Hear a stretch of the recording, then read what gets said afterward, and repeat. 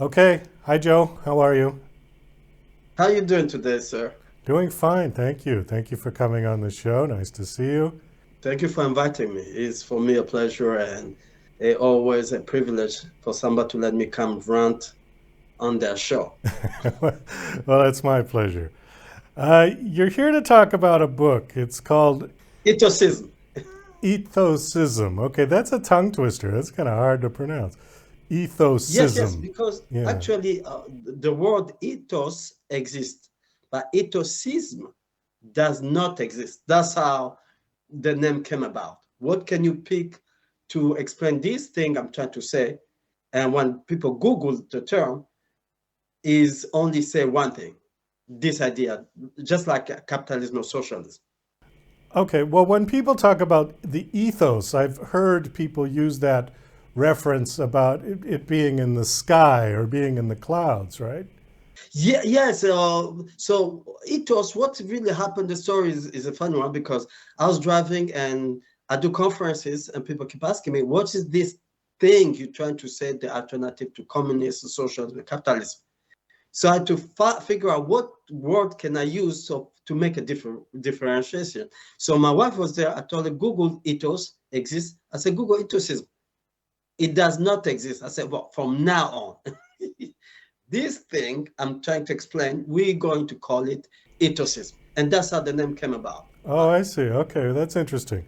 So the point of the book is to try to find a new system of government, of a way to run societies. Is that correct? Is not to look for a system, is to explain the alternative, right?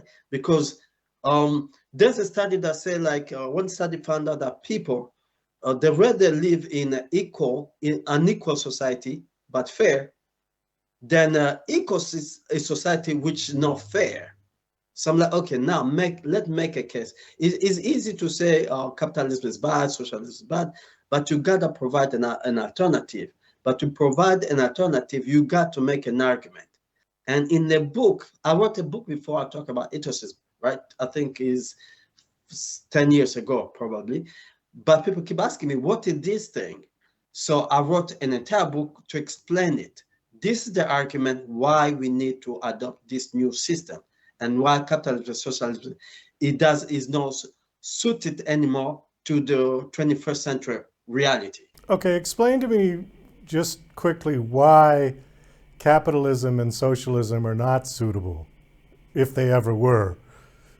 Let's just say like so today they talk about this inequality. So let's say in America you found that like last year 5% 10% of people on the top 10%, they hold 65% of the wealth, right?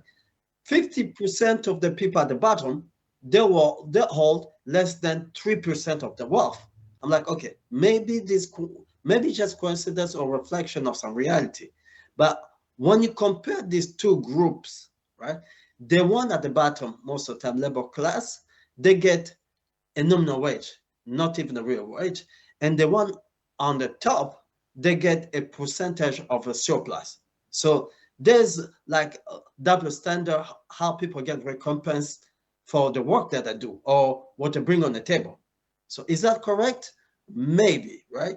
So when you look at it, like, is that correct? You say, what's it different from the 21st century than when the 18th, 19th century, right?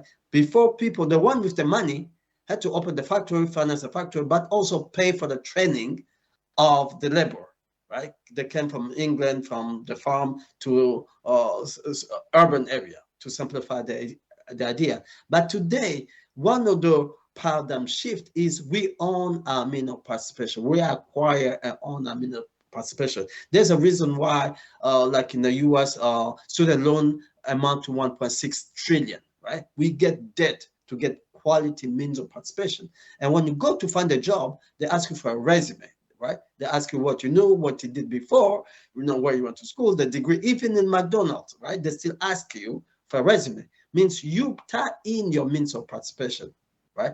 From that point of view, knowledge, muscle, is as good as money and gold.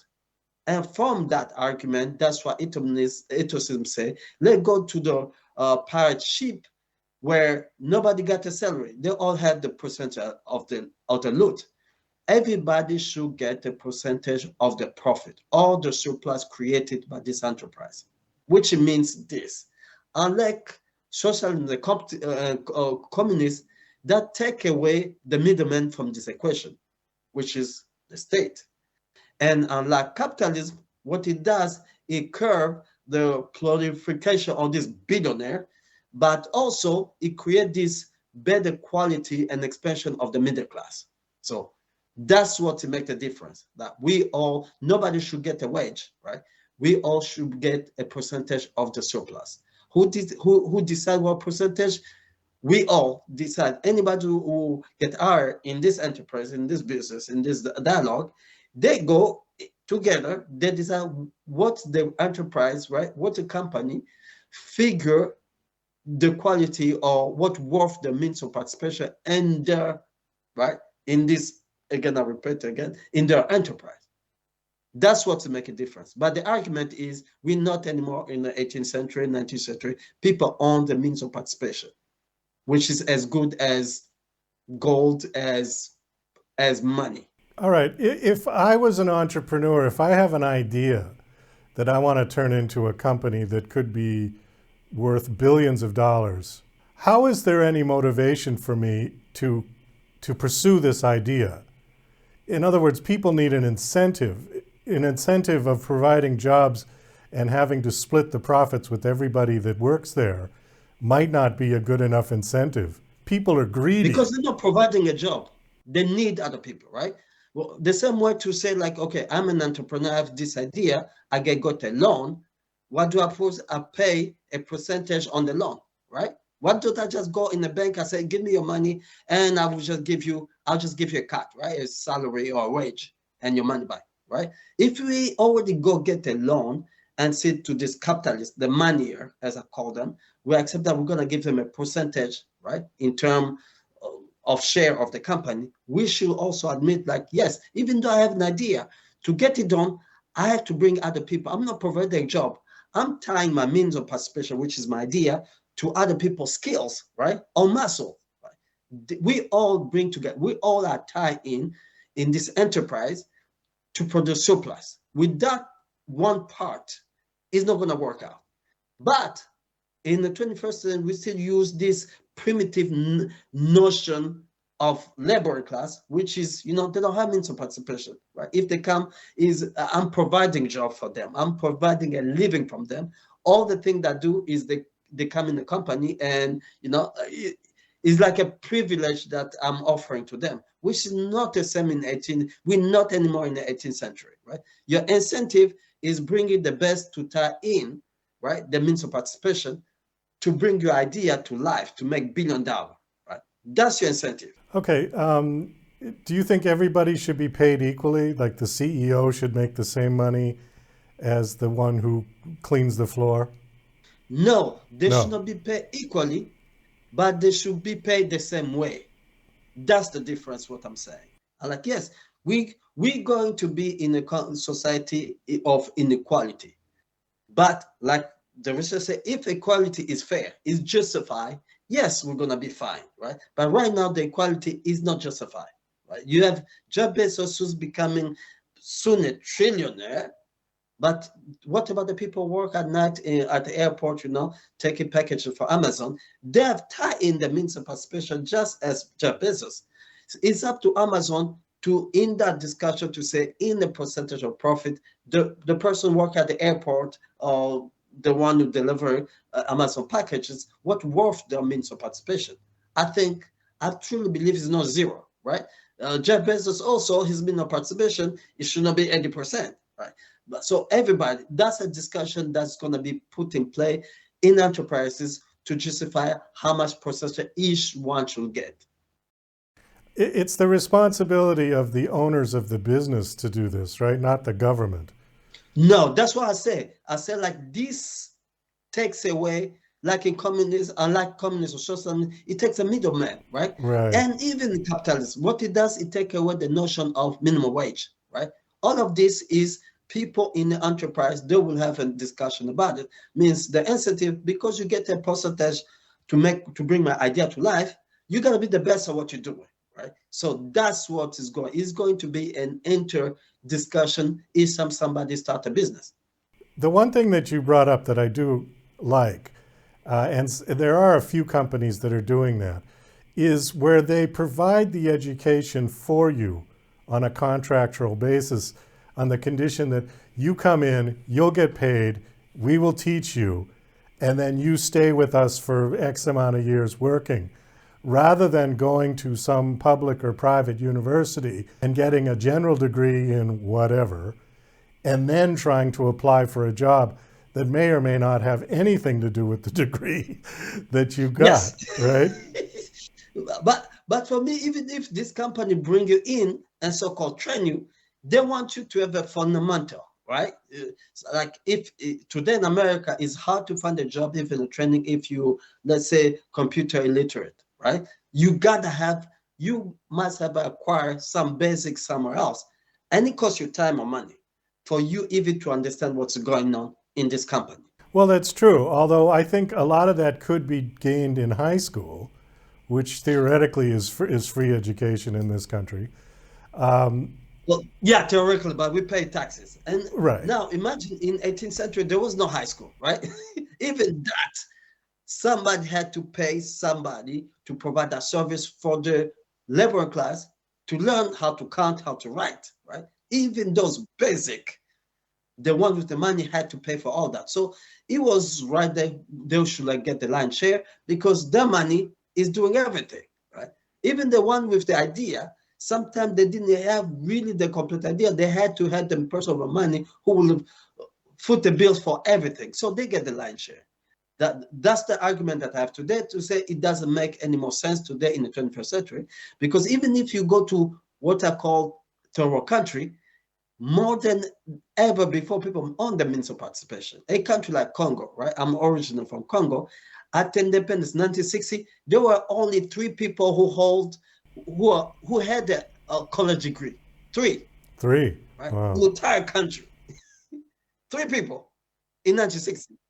But today is a lot of people get there's so many universities. A lot of people who have acquired the degree overseas. They're as competitive as anybody else, right? But then the notion of wage it still exists. That makes the one who get the percentage of a surplus will still make so much money compared to the one who get wage for the same kind of effort to produce a surplus in this enterprise, in which they all tie in the means of participation. Okay. Interesting concept. I kind of like it. We've only got about a minute and a half left. And I just wanted to ask you now, you do also like TED Talks and speeches on this particular issue, yeah?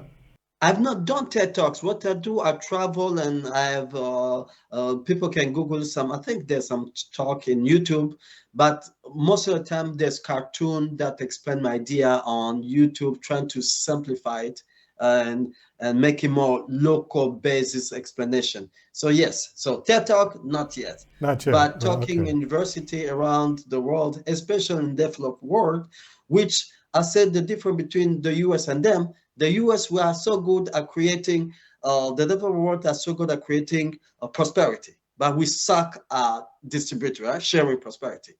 Third world country, they're not yet at the level of prosperity. They're still at a level of accumulating wealth, right? But I'm going especially there to prevent it, try to fix them before they get to the level of prosperity, to understand what should be fixed. I really truly believe it's easier for a developed world to embrace ethosism than a country where they ingrain in this social contract, social contract with some notion, some argument that have long lost its argument, which is capitalism, especially with the fear born out of the fiasco that communism and socialism has produced, right? It overshadowed the paradigm shift of the 21st century on which something new should be built, which today we own more than ever. People own sophisticated means of participation in which they can tie it in an enterprise to produce surplus. Joe, we do have to wind this down. Unfortunately, we are out of time. Thank you so much for coming on the show. This is a big topic, and it's we can only scratch the surface in 15 minutes. Do you have a website you want to give out? Yes, my website is my last name.com.